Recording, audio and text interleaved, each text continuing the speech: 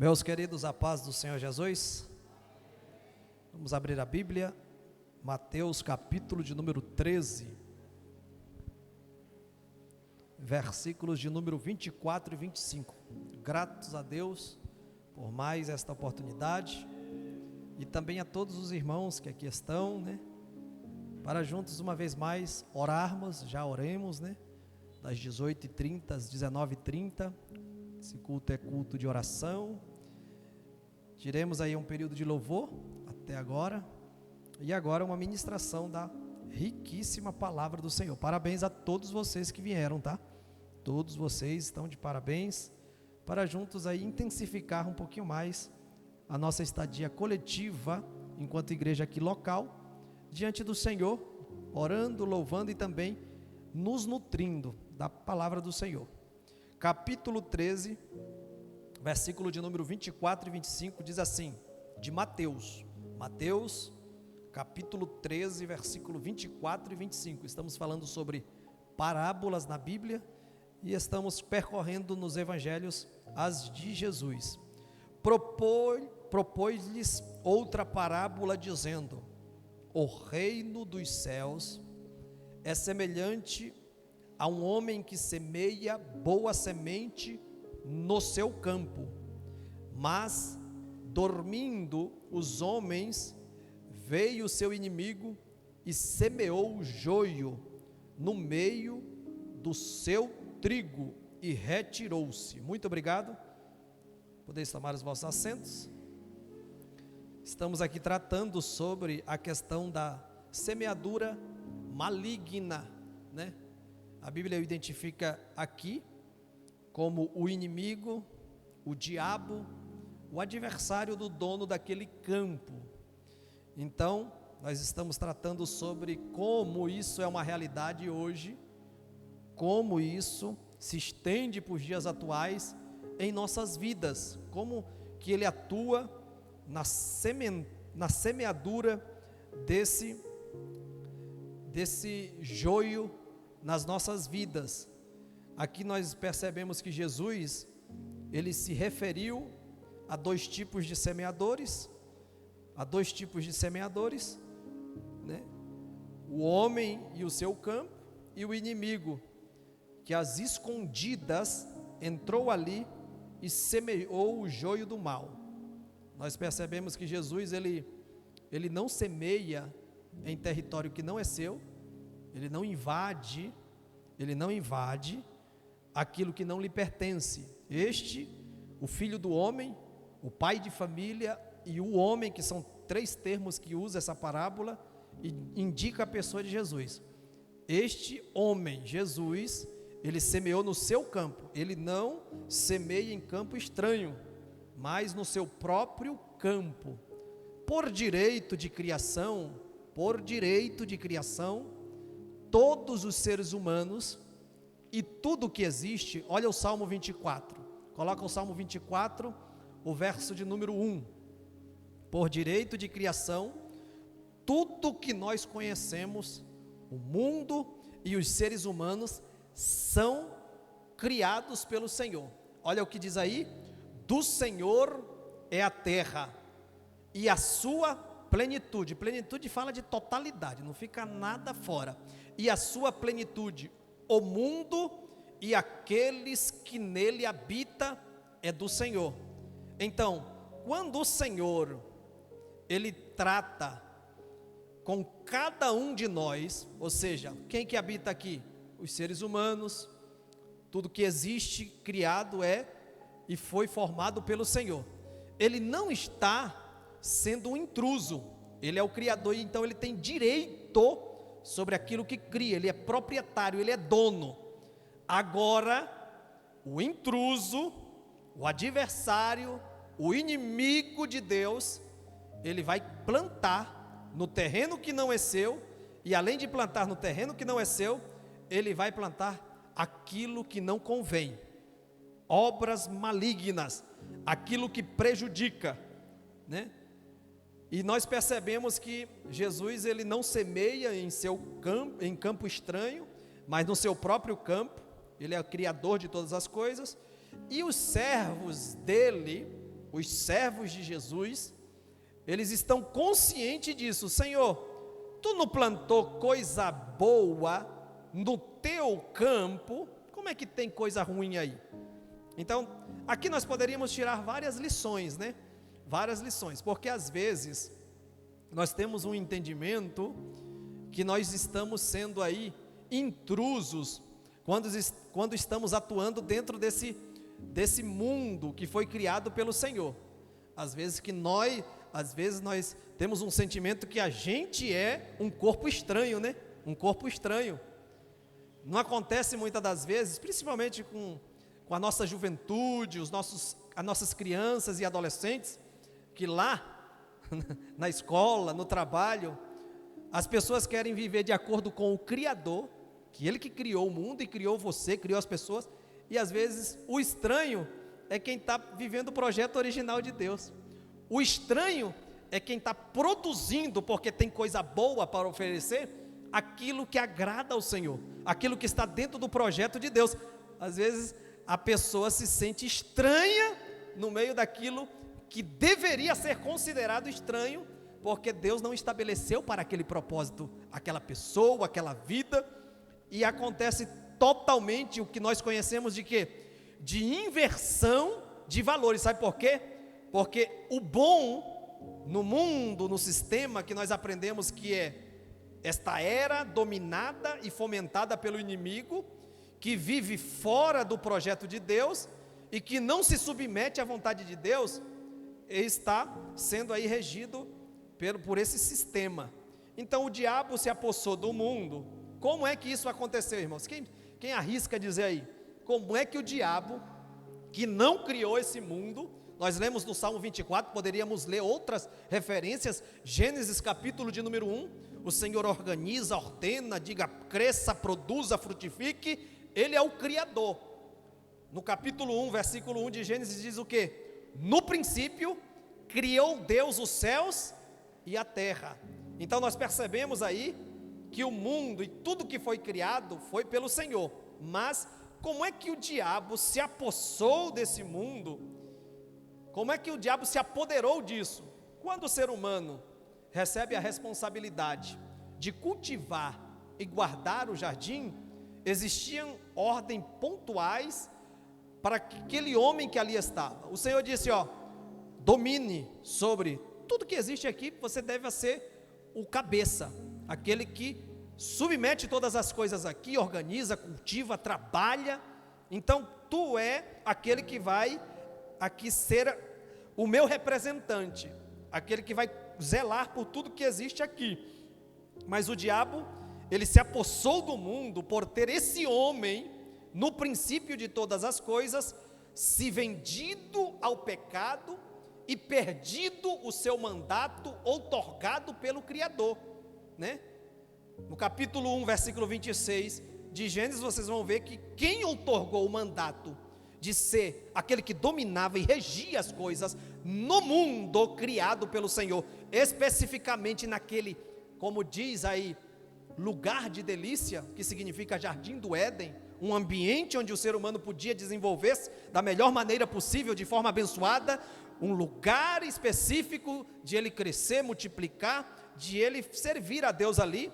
Mas quando ele atenta e transgride, em 1 João capítulo de número 3, a Bíblia diz que toda transgressão é pecado, e a quebra dessa aliança entre o homem e o seu Criador fez com que ele perdesse o seu mandato de dominador daquele lugar pelo Senhor. Olha só o que diz Romanos, e Paulo entende assim também. Vamos ler algumas referências bíblicas, capítulo de número 7, versículo de número 14. Romanos, capítulo de número 7, versículo 14, diz assim, porque bem sabemos que a lei é espiritual, mas eu sou carnal, vendido sob o pecado. Então nós percebemos que Paulo, ele identifica na verdade que essa herança de que Adão se vendeu para o pecado e perdeu a posse, a autoridade, a outorga do mandato que o próprio Criador tinha dado, nós percebemos que agora ele se apoderou deste mundo. Olha o que diz lá Lucas, e bem explica, e essa referência nós vamos usar também, capítulo de número 4, versículo de número 5 e 6, diz assim, ó: e o diabo, levando, ele fazendo isso com o próprio Cristo, Filho de Deus, levando a um alto monte, mostrou-lhe num momento de tempo todos os reinos deste mundo, e olha a ousadia desse intruso, desse maligno, que se apossou daquilo que não era seu, devido ao homem que tinha essa responsabilidade, ter se vendido para o pecado, como diz Paulo lá em Romanos 7,14, olha o que ele declara: dar-te-ei todo este poder e a sua glória, porque a mim, olha só, me foi entregue e dou-o a quem eu quero. Vocês percebem que Jesus não questiona essa situação ali. Jesus diz: está mentindo, isso aí é uma realidade. Como é que foi te entregue isso aí? Mas quando o ser humano, ele perde e se vende ao pecado, ele entrega na mão do diabo. O que isso identifica? Nós podemos aplicar isso aqui para nossas vidas.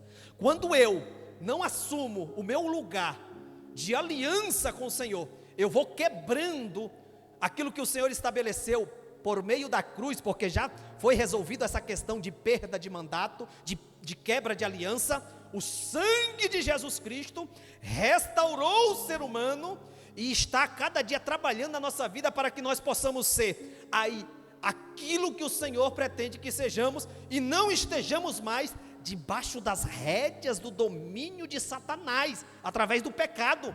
Mas quando eu não me submeto ao Criador e não me aproximo dele, porque toda viração de dia o Senhor visitava Adão ali, diz a Bíblia, e ali conversava com Adão. No capítulo de número 3, versículo de número 8 de Gênesis, você vai perceber isso. O Senhor chegando lá na viração do dia e dizendo: Adão, onde é que tu está? Todo dia, dizem os estudiosos, que era assim.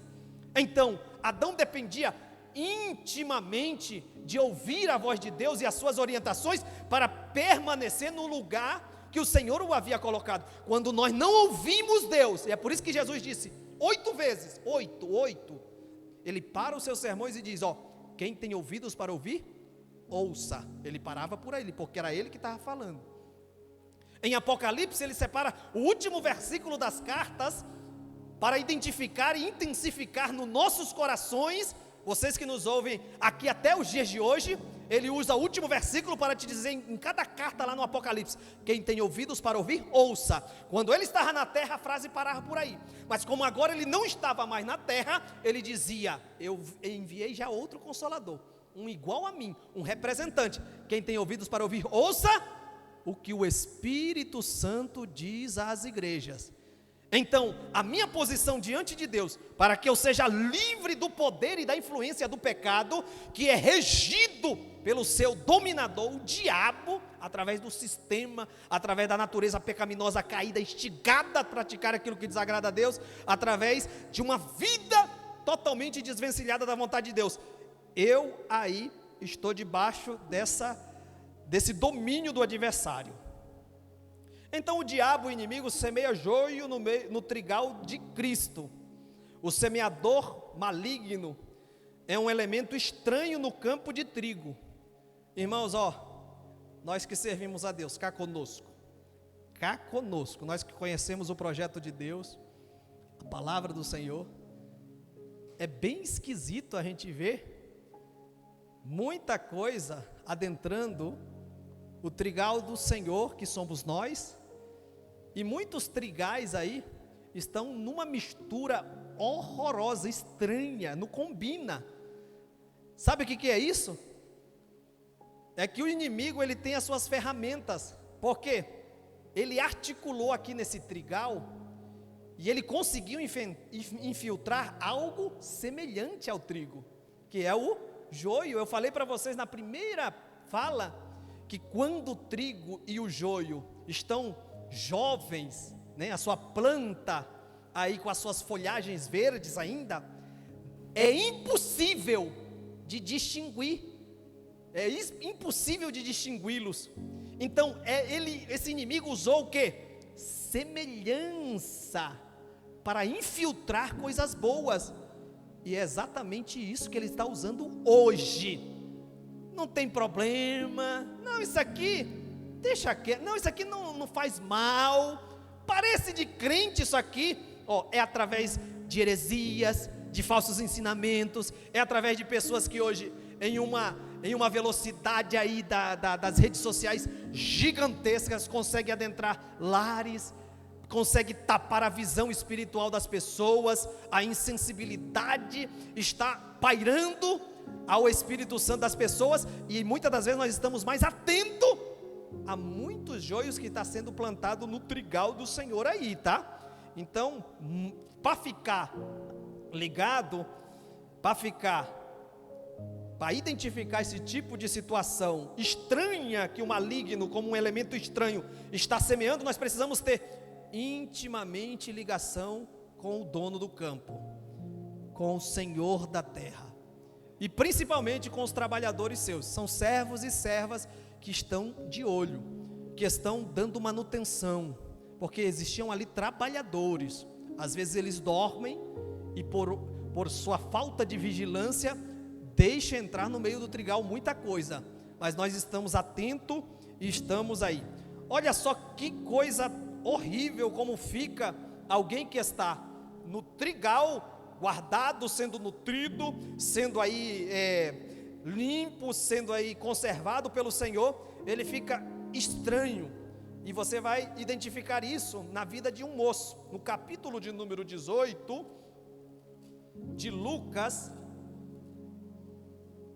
capítulo de número 15, melhor dizendo, de Lucas, a partir do versículo de número 11. O que acontece ali? Havia um certo homem que tinha 2 filhos. O mais moço disse a ele: pai, ali o dono do campo é comparado a quem? A um homem, como falamos na quinta-feira passada, a um pai de família e ao filho do homem. E aqui essa situação é de um pai que tinha 2 filhos, parece coincidência? Não, a palavra de Deus ela é riquíssima, Um pai tinha 2 filhos, o mais moço dele, disse aí: pai, dai-me a minha herança. Não era costume da época dar herança sem antes o pai vier a óbito, né? Dá-me a parte da fazenda que me pertence. E ele repartiu. Por algum motivo ou outro, aquele pai disse: vou te liberar, meu filho, já que tu não quer mais ficar debaixo dos meus cuidados, debaixo das minhas orientações, debaixo da minha disciplina, então vai fazer aquilo que o teu coração deseja. É o que acontece muito hoje em dia. E poucos dias depois, esse filho mais novo, juntando tudo que tinha, partiu para uma terra distante e ali desperdiçou tudo aquilo que tinha recebido do pai. Era noites investidas de sono, era orientações, treinamento para uma vida lá fora. Ele abandonou tudo. Quando sai, pegou tudo que tinha materialmente falando, mas em vez de ter pegado também as orientações, em vez de ter pegado o modelo de vida, não, ele foi e desperdiçou tudo, dissolutamente, a fazenda que tinha, gastando tudo que tinha. Teve uma péssima administração sobre aquilo que tinha recebido. E diz a Bíblia que a situação piorou naquela região, porque acontece isso, e vocês conseguem identificar muita coisa acontecendo em várias vidas que acontece, que saem da presença do Pai, não querem saber dos cuidados que tem na casa do Senhor, não querem saber das orientações, não querem saber da bênção. A Bíblia diz que a bênção do Senhor, ela faz nós enriquecer e com ela não acrescenta dores, não querem saber de mais nada do Pai, vão dissolutamente gastando, achando que podem. E diz a Bíblia que veio a dificuldade naquela terra, e ele já não tinha mais recurso, e ele já não tinha mais o que gastar, ele estava gastando a sua saúde, estava gastando os seus recursos, e havendo gastado tudo, diz a Bíblia, houve grande fome naquela terra, e começou a padecer necessidades, e nessa hora, diz a Bíblia, que ele encontrou um serviço. de apacentar porcos, cuidar de porcos. E naquela necessidade que tinha, olha só que coisa estranha, olha só que coisa ruim de se ver, para um filho que tinha uma fazenda, o pai era fazendeiro, o pai era alguém que cuidava, o pai tinha bois cevados, o pai tinha funcionários lá, ele de príncipe foi lá para trabalhar entre os servos mais horríveis daquela época. E para um judeu trabalhar com animal que era considerado imundo, era pior ainda. E diz a Bíblia que ele desejou, por causa daquela fome, e desejava encher o seu estômago, versículo 16, com as bolotas que os porcos comiam, e ninguém lhe dava nada. O mundo é assim, o mundo é assim. Vocês vão observar que coisa estranha. Alguém passava por lá, poxa vida, tinha tudo para ser uma bênção, tinha tudo para estar bem, tinha tudo para ter uma vida equilibrada, tinha tudo, ouviu a palavra, ouviu o pai falar, ouviu os ensinamentos, o pai é o dono do ouro e da prata, é o dono de todas as coisas, tinha tudo para não estar nessa situação. Aí você encontra muitos desses filhos por aí, vivendo de uma maneira estranha. São pessoas que entram em vício, são pessoas que entram em relacionamentos furados, são pessoas que fracassam na sua vida financeira, muitos deles, são pessoas que andam à sorte da vida. Para isso Deus não criou o ser humano. É por isso que você está aqui ouvindo a palavra, e se você der liberdade a esta palavra, pode ter certeza que Deus vai continuar cuidando de você. Levante a tua mão assim. Eu quero declarar, regidos pela unção do Espírito Santo, uma palavra de bênção para a tua vida. Deus vai continuar cuidando de ti. Se você abrir a porta do teu coração sempre, continuamente, não adianta ouvir uma ou duas vezes, uma ou duas orientações, não. A nossa vida com o Pai é uma vida de continuidade. Nós precisamos ser cuidados, cultivados, regidos pelo Senhor. O Senhor tem água fresca, tem uma fonte que mana para a eternidade. Você não vai perecer neste mundo. O Senhor está cuidando de você, o Senhor vai continuar cuidando da tua casa, o Senhor vai continuar cuidando dos teus relacionamentos. A presença do Senhor vai extirpar o mal, o Senhor vai continuar cuidando de você. Se a igreja acredita e pode dar glória, vai dando aleluia, porque você não é um objeto estranho aqui neste mundo, você é uma referência de Deus, você não é um joio semeado, você é um trigo do Senhor. Pessoas vão se alimentar da tua vida, levante a tua mão assim, oi abacante, pessoas vão se alimentar da tua vida. Deus vai estabelecer a tua família como um referencial para outras famílias, diz o Espírito Santo de Deus. Continua intensificando, diz o Senhor, para filhos que aqui estão ouvindo, a minha vida com o Senhor. Continua intensificando a tua vida com o Senhor, que Deus está projetando coisas novas, Deus está projetando coisas grandes, para que você seja um referencial, para que você seja um celeiro, para que você seja a provisão de alguém que precisa de ver na tua vida o referencial de Deus. Se a igreja acredita e pode dar glória, dê glória ao nome do Senhor, porque Ele está aqui.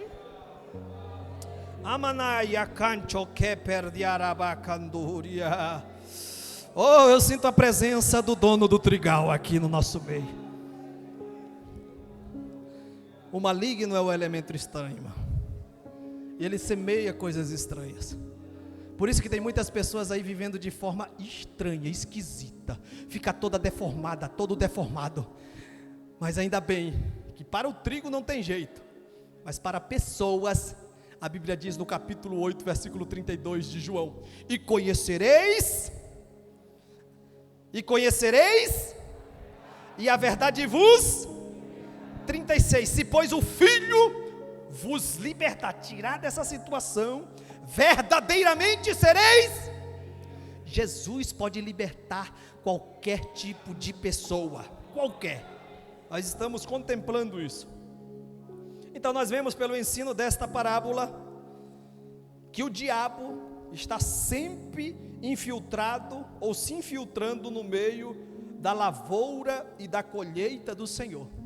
E Paulo, ele entende essa linguagem da Bíblia, da palavra do Senhor, que é utilizada aqui, e ele diz lá, vamos ler, no capítulo de número 3, versículo de número 9, é um culto de ensinamento, vamos ler bastante a Bíblia, porque é a Bíblia que vai aí tirando aquilo que precisa ser tirado, tirando as deformações, né?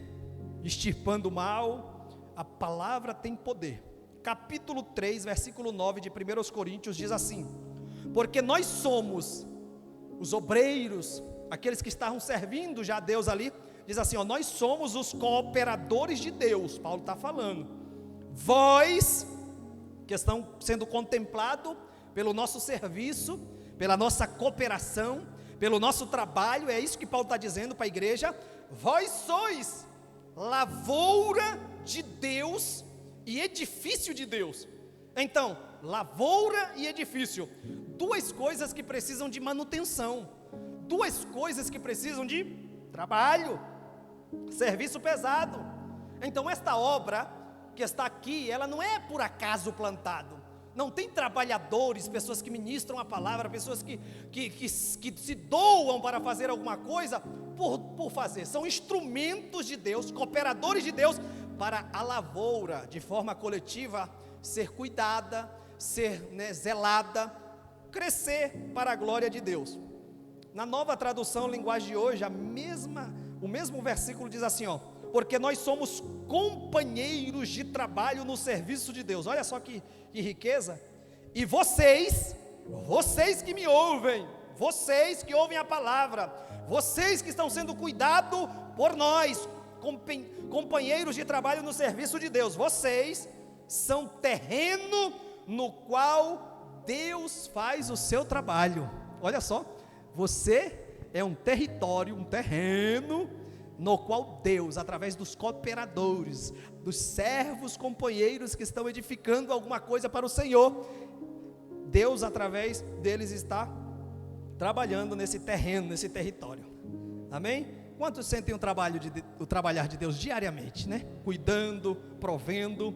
Então o diabo é adversário de tudo que se refere a Deus, por isso vive a tramar contra as coisas de Deus e profana, contamina e quer arruinar tudo que é santo, tudo que é consagrado ao Senhor. Então nós precisamos ser vigilantes, e para isso nós precisamos conhecer um pouco mais profundamente essa artimanha que o inimigo trabalha, para que nós não nos enveredamos por esses caminhos. Como nós tratamos na quinta anterior, segundo o pastor Elienay Cabral, no seu livro As Parábolas de Jesus, um livro que ele lançou, Advertência para os Nossos Dias, na página 33, ele diz assim, ó, existe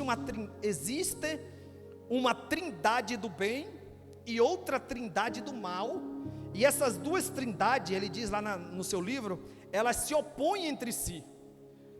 E eu falei sobre uma das trindades, que foi o Pai e o mundo, que estão em constante oposição, e temos também a segunda, o Espírito e a carne, que está lá em Gálatas 5,17, e temos também Cristo e o diabo, Gênesis 3:15, né?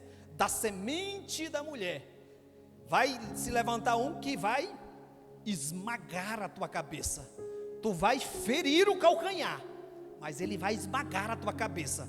Então, o Pai e o mundo, o Espírito e a carne, o Espírito Santo e a carne, a natureza caída, e Cristo e o diabo. Então há neste mundo uma trindade maligna que batalha contra a trindade divina, e uma das ferramentas de batalha que o diabo usa é justamente essa questão de mundo.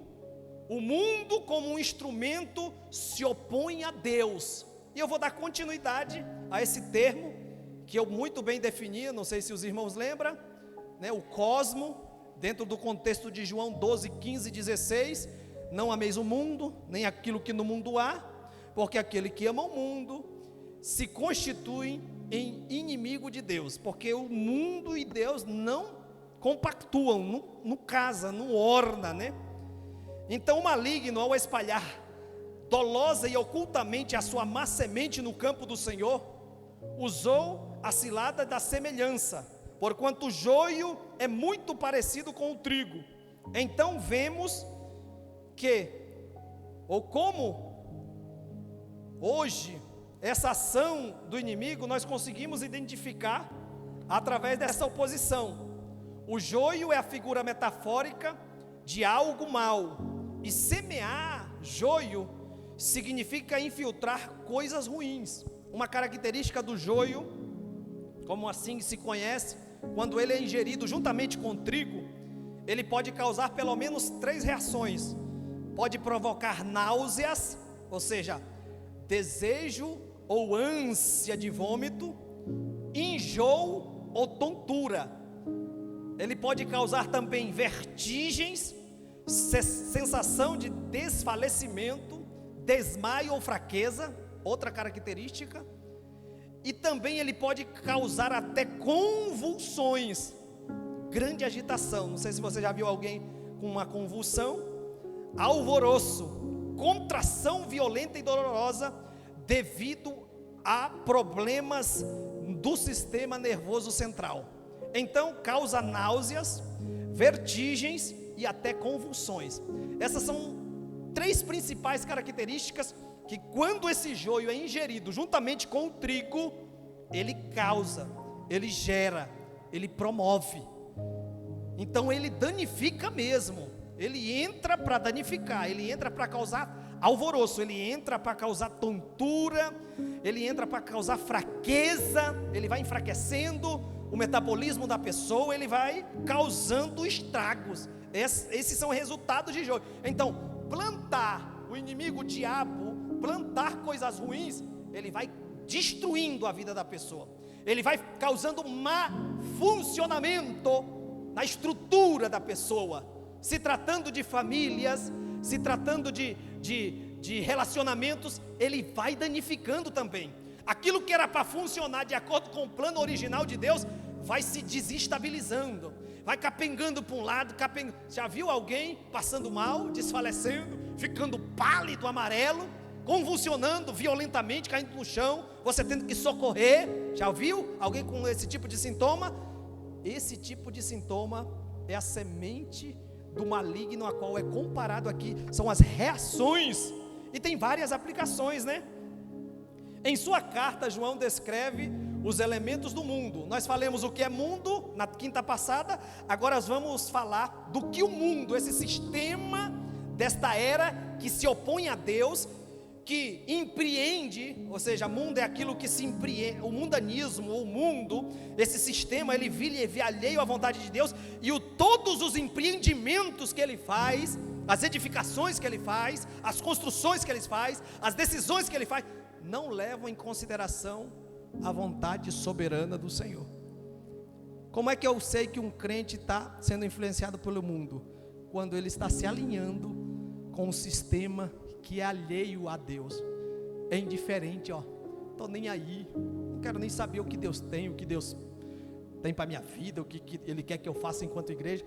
Eu estou me tornando uma pessoa dentro do trigal, influenciada pelo joio, e uma das ferramentas do joio que o inimigo planta é o mundanismo, e mundo é isso, mas ele usa alguns elementos. Primeiro, a concupiscência da carne.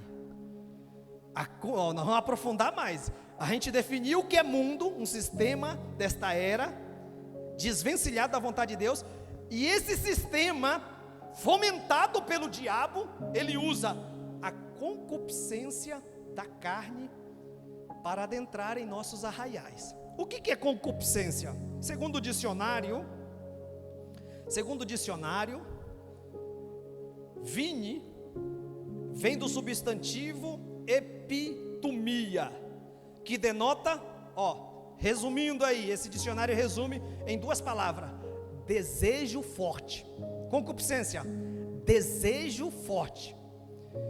E esse desejo forte pode ser de qualquer tipo. Os diversos tipos, frequentemente especificado por outro adjetivo. Concupiscência, ele geralmente, esse substantivo, ele vem acompanhado por um adjetivo para identificar que tipo de desejo forte é esse. Concupiscência, desejo forte, mas desejo forte por o quê? Aí onde está o problema grande.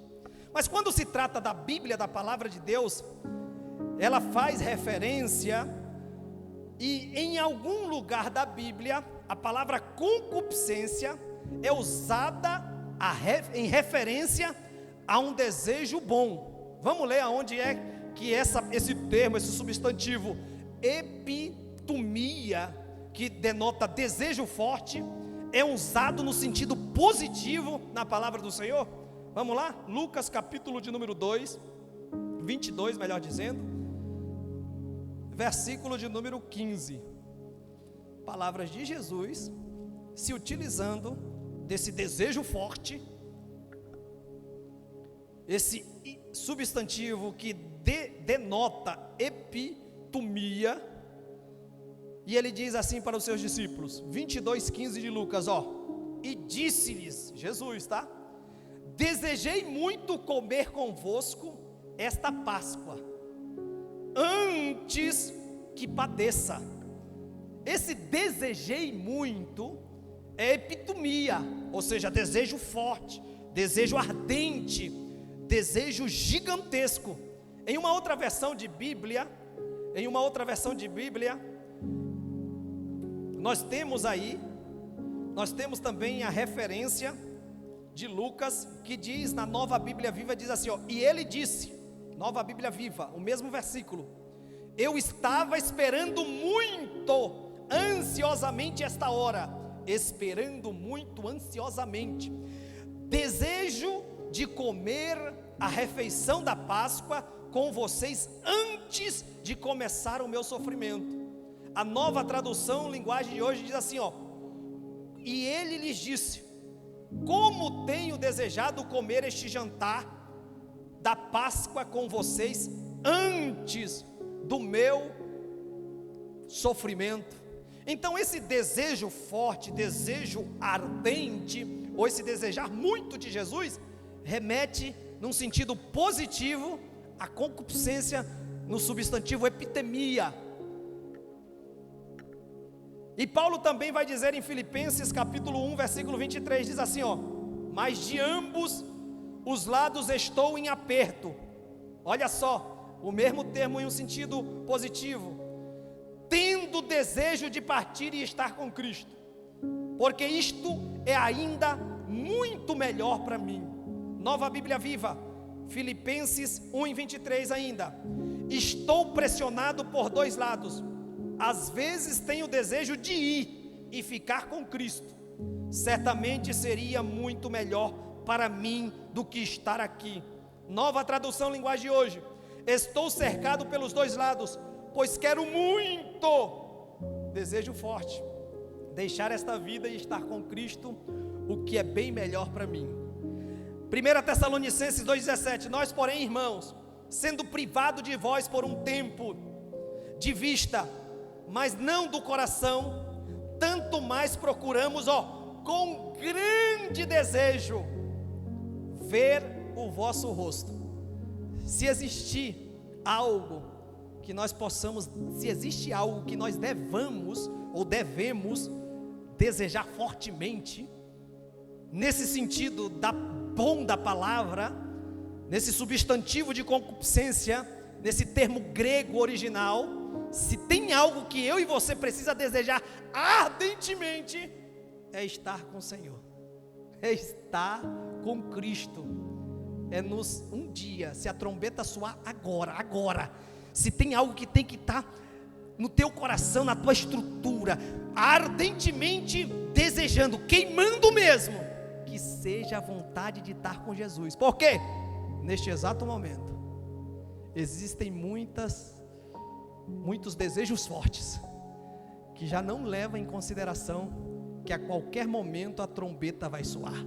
Neste exato momento tem pessoas que estão desejando fortemente, mas na carne, na natureza caída, estão aí alimentando pensamentos e sentimentos, desejos fortíssimos, carnais, não desejos espirituais. Então todos esses textos aqui, que não são muitos, eles identificam essa palavra epitumia, ou seja, desejo forte. Então, concupiscência, ela se origina dessa palavra e significa desejo forte. Só que, fora desses textos que eu citei para vocês, em todos os outros textos que você encontrar, segundo o dicionário Vini, tá? E é um dicionário desse tamanho, ele está dizendo que fora desses textos, em todos os outros lugares, esse epitomia, esse desejo forte, ele tem um sentido ruim, um sentido mau. Então, fora desses textos, você só vai encontrar a palavra concupiscência para aquilo que tendenciosamente é nocivo, é prejudicial, é aquilo que impulsiona o ser humano a sair fora do propósito de Deus. Então nós precisamos identificar. Vamos ler também Romanos, já entrando aí no desejo forte, que é ruim para aqueles que têm o desejo ardente e forte de estar com o Senhor. Esse desejo forte precisa ser rejeitado, deletado, excluído, totalmente desvencilhado da nossa vida cristã. Romanos capítulo de número 6, versículo de número 12, o texto sagrado diz assim, na versão que os irmãos mais usam, diz assim: não reine. O que é reinar? É alguém que tem domínio sobre um lugar. Aí Paulo está orientando assim a igreja, ó, não reine, portanto, não tome o pecado como seu rei. Não reine, portanto, o pecado em vosso corpo mortal, para vocês obedecer em suas concupiscências. Olha aqui, concupiscência aqui é desejo forte. Não tenha um desejo forte, né, sobre as coisas que o pecado propõe para vocês. Não deixe que ele escravize vocês, não deixe que ele seja o soberano de vocês, não deixe que ele designe aquilo que vocês devam ter como desejo forte. É isso que está falando aqui, ó. Em Romanos 6 e 12, Paulo expressamente dá uma ordem precisa e formal. Ele diz: não reine, não deixem reinar, contra deixar o pecado reinar sobre o corpo mortal, contra deixar o pecado tornar um senhor sobre a vida daqueles pessoal. Então Paulo está dizendo à igreja, ele está dizendo que formalmente, contra deixar o pecado, contra deixar que o reinado do pecado em nosso corpo mortal obedeça à concupiscência. Isso aqui, ele está trazendo uma referência aos desejos ruins que o nosso corpo tendenciosamente, por causa da natureza caída, tem, aos desejos maus que estão prontos para serem expressados através das nossas ações físicas, através das nossas atividades. Ele diz, ó, não deixe que o pecado reine sobre vocês, para vocês se submeter às concupiscências do corpo mortal de vocês. Não deixe que através das atividades físicas isso se expresse. Essas concupiscências são igualmente as concupiscências da carne, tá, irmãos? A expressão que descreve as emoções da alma, a tendência natural para as coisas más. É isso que Paulo está dizendo aqui. E nós percebemos que esse desejo forte, as concupiscências que estão na nossa carne, elas não são necessariamente, ó, olha para cá, não são necessariamente vis e imorais. Por exemplo, eu vou dar um exemplo bem claro para nós caminhar para o fim. A questão de comer, se alimentar quando está com fome, é algo simples, não é? Comer quando se está com fome é algo simples. Mas se alimentar quando se está com fome, existe todo um processo, né? Por exemplo, Deus deixou a mão para que através da mão você leve para a boca. Todo um processo. Deus deu dente, né, para quem ainda tem. Para quem não tem mais, dá um jeito, né? Dentadura, e vai colocando coisa aí. Tem a implante hoje. Então, para você se alimentar e se satisfazer, o que tem que levar? tem que levar para o lugar certo. E aí a recomendação é mastigar bem, né? Fazer igual o pato, pegar a alimentação e engolir. É problema para ser humano, tá?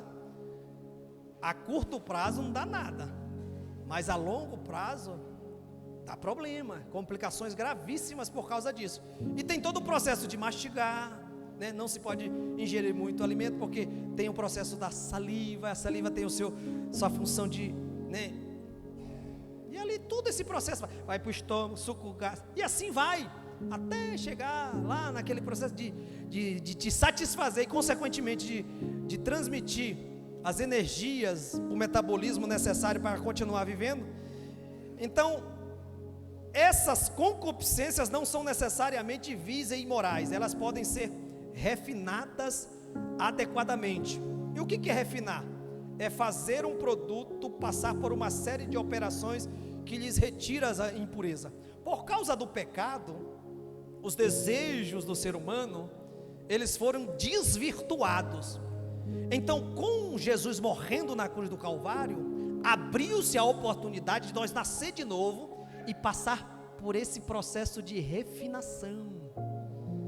E quando nós não entendemos isso e não damos liberdade à ferramenta que Deus tem para nos refinar, tirar as impurezas, a palavra pregada na unção do Espírito Santo, né? Nós damos aí liberdade a essas tendências aí da carne, e aí elas se tornam algo ruim para nós. E essas concupiscências serão más se forem inconsistentes com a vontade de Deus. Por exemplo, satisfazer em um determinado período da nossa vida áreas que Deus colocou para ser satisfeita é bênção. Por exemplo, dentro de um relacionamento matrimonial, né, satisfazer os desejos que Deus colocou no ser humano para a procriação, e assim vai, muitas coisas, no tempo certo, dentro do projeto de Deus, é bênção. Fora do projeto de Deus, acontecem muitas tragédias, é imoral, é dar lugar aos desejos sem a devida orientação consistente da vontade de Deus. Então, desejo forte, concupiscência da nossa carne, sem a modelagem da palavra de Deus, é uma semeadura que vai causar mal-estar. Vai ter muita gente capengando por aí, vai ter muita gente perturbada por aí, vai ter muita gente passando mal por aí, vai ter muita murmuração, muita reclamação, vai ter muito pai e mãe chorando. Qual é o pai e a mãe, que quando seus filhos estão passando por uma convulsão, humanamente falando, fisicamente falando, não fica meio desesperado, não corre para a UPA, não vai atrás de recurso? Quantos pais e mães estão chorando hoje, porque seus filhos entraram em um mundanismo, dando vazão à concupiscência da carne, satisfazendo fora do projeto de Deus, e estão aí constituindo família, sem os pilares principais. São mães que estão criando seus filhos sozinhos, são pais. Claro que ninguém está isento de os dois se casarem, vamos dizer aqui, na igreja, mas esse casamento na igreja, em uma construção dentro do projeto de Deus, precisa ter que a morte os separe também, porque tem muitas pessoas que investem muito quando são jovens, quando os seus jovens são dedicados, aí casa, e acha que não precisa mais de Deus, acha que pode correr com a própria perna, tomar suas próprias decisões. Aí onde o diabo vai plantando o mundanismo, aí onde o diabo vai causando mal-estar. Então a concupiscência da carne, ela engloba desejos impuros, ou seja, que não são levados à vontade de Deus, vícios, prazeres sensuais, desrespeito a desejos desenfreados, expressos nos vícios e prazeres sexuais ilícitos. Os cristãos precisam estar em constante vigilância para não se deixarem levar pela impureza. Paulo recomendou no capítulo 6, versículo 18 de 1 Coríntios, foge, sai correndo, né? Se for possível, deixa a capa para trás, fugir da prostituição, faz igual José, talvez ele esteja pensando em José, foge, sai fora daí. todo pecado que o homem comete é fora do corpo, mas o que se prostitui, Paulo diz para os crentes de Corinto, peca contra o próprio corpo. Na Nova Bíblia Viva diz assim: eis porque eu digo, fujam da imoralidade sexual, nenhum outro pecado atinge o corpo como este. Quando vocês cometem esse pecado, é contra o seu próprio corpo que vocês estão pecando. Então o corpo não é mau em si próprio, mas é uma presa fácil para o pecado, né? O teu corpo pode fazer tanta coisa boa, né? Tanta coisa boa para você mesmo, né? Os teus olhos, os teus ouvidos, os teus pés, a tua capacidade de pensar pode produzir muita coisa boa. O teu corpo em si não é mau, mas se você der liberdade fora do projeto de Deus para as tendências que Ele deseja, aí você vai prejudicar, não só você, mas muito. Então, por isso devemos vigiar e orar sem cessar. O crente deve estar ciente de que ele é o templo e morada do Espírito Santo de Deus. Aqui o Senhor está contigo, lá no teu quarto o Senhor está contigo, lá no teu trabalho o Senhor está contigo, em todo lugar que você for, a presença de Deus é na tua vida. Então cuidado, irmão, cuidado. Será que tem coisas que estão sendo plantadas pelo inimigo para causar mal-estar? Devemos viver uma vida piedosa, consagrada a Deus. Seu corpo deve ser um sacrifício santo, agradável e perfeito para o Senhor. Amém, irmãos? Vamos colocar de pé? A hora já se avançou.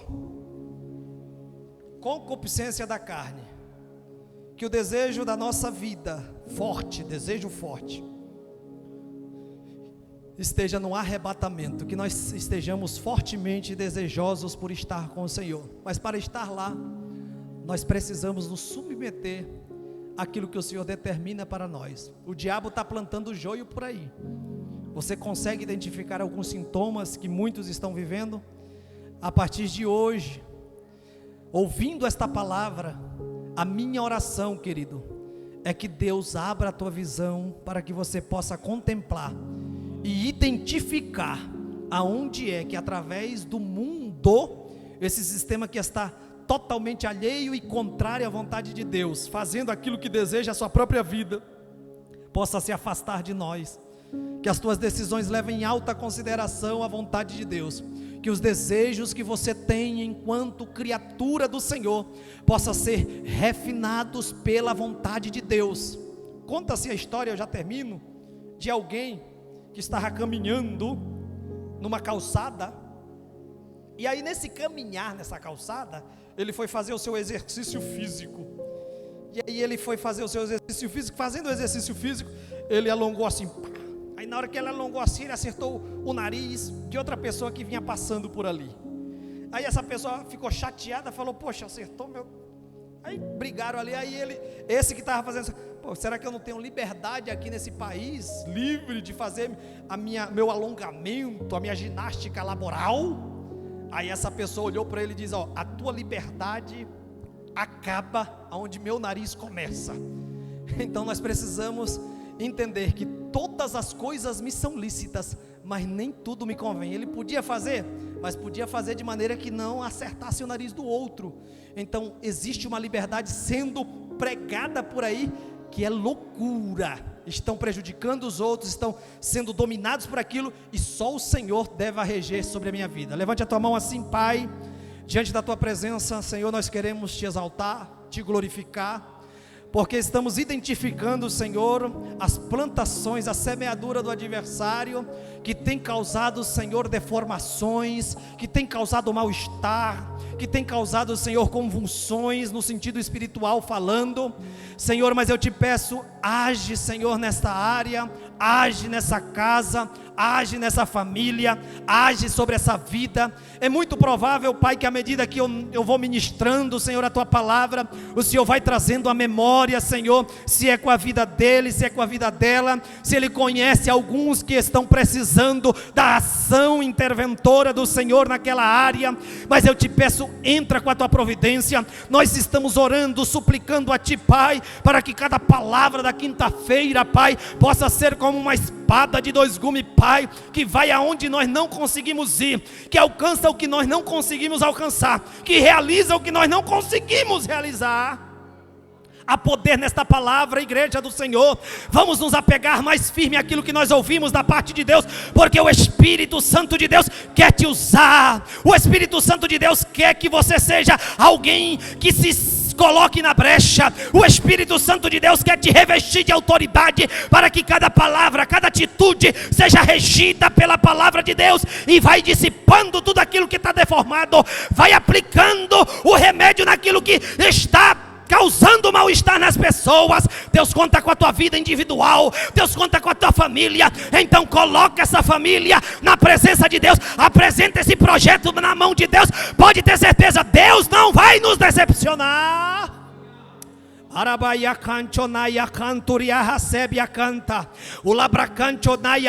Continua abençoando a tua igreja, continua prosperando a tua obra em cada vida, continua repreendendo a ação do inimigo.